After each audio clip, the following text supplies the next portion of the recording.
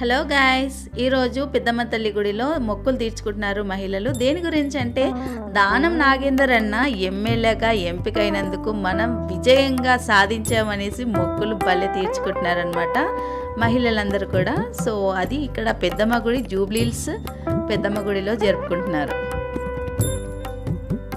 జై పెద్దమ్మ తల్లి.